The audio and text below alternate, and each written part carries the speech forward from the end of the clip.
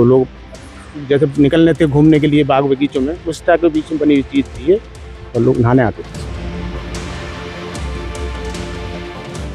जो तस्वीर आप देख रहे हैं ये संभल का एक खंडहर है। घर गांव वाले इसे चोर कुआं कहते हैं, लेकिन कुछ लोग दावा करते हैं कि राजा पृथ्वीराज की बावड़ी है। संभल में कहीं खुदाई में बावड़ी मिल रही है तो कहीं अचानक से मंदिर मिल जा रहे हैं। संभल प्रशासन भी अब पुराने कुओं को खोज रहा है। ऐसे में एक खंडहर सामने आया है जिसको लेकर दावा किया जा रहा है कि ये पृथ्वीराज की बावड़ी है।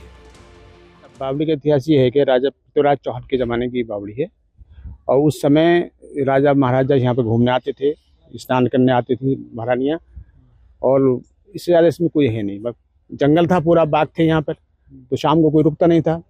चोर आके ठहर जाते थे, किसी गांव के लोगों ने देखा होगा तो वो चोर के हिसाब से उन्होंने नाम रख दिया चोर कुआं। लेकिन असली में ये बावड़ी है, नहाने वाली बावड़ी, किसी और से संबंधित नहीं है।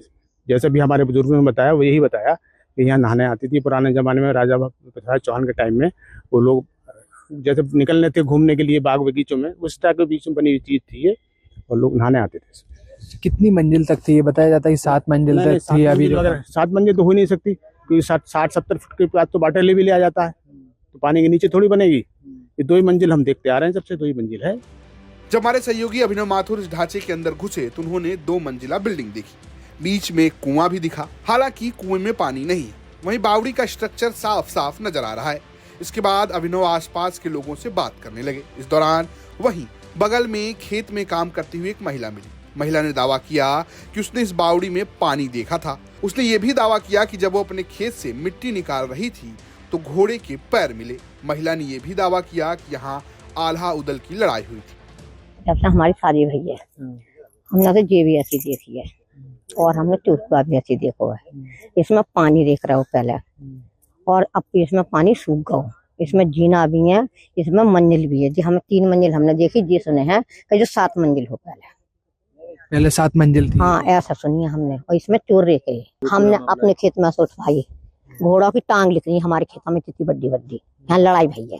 किसकी लड़ाई हुई? आला उधल की, आला उधल की। आपको बता दें कि आल्हा उदल को लेकर लोक गायन में खूब चर्चा रही है। उन्हें नायक के तौर पर प्रस्तुत किया जाता है। मैहर के मंदिर में भी इनके किस्से सुनाए जाते हैं। वहीं राजा पृथ्वीराज चौहान को लेकर जिक्र ऐतिहासिक किताबों में भी दर्ज है। लेकिन इस बावड़ी को लेकर बड़े अलग अलग दावे हैं। बगल में ही काम करते 2 और बुजुर्ग मिले। उन्होंने ये दावा किया कि ये बावड़ी 7 मंजिल की है।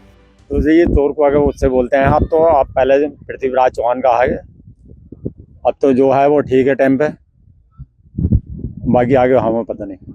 वैसे क्या बताते, क्या कौन रुकता था इसके अंदर? कभी पहले राजा महाराजा रुकते थे, जगह जगह उनके अड्डे थे। अब तो ऐसे ही है, अब तो कुछ रहा है समझे, अब तो सब खसे पड़े। बड़े बुजुर्गों से आपने क्या सुना? यही सुना है साहब 5 मंजिल तक है, और रहते रहते अब तो 2 रह गया, 3 तो हमने भी देखा है समझो। और वो सेना यहाँ पे मतलब ठहरा करे थी। हाँ, बड़े बड़े कहते हैं। हाँ, बड़े बड़े ये हमें बताते हैं। और कितनी मंजिल तक आपने इसको जो है बना हुआ है यहाँ पर देखा? हमने 3 मंजिल तक देखा, लेकिन ये मंजिल और भी ज्यादा है। इसकी मिट्टी चिट्टी सब उठ गई बाहर की। हालांकि ये सब कुछ दावा है, कोई भी प्रामाणिकता की बात सामने नहीं आई। आपको बता दें कि इससे पहले संभल के चंदौसी इलाके में भी एक बावड़ी खुदाई में मिली, जो रानी सुरेंद्र बाला की बावड़ी बताई जा रही है, जहां पर प्रशासन खुदाई कर रहा है। और उसके बाद बावड़ी की दावेदारी को लेकर भी खूब बात हो रही है। संभल से अभिनव माथुर की रिपोर्ट, यूपी तक।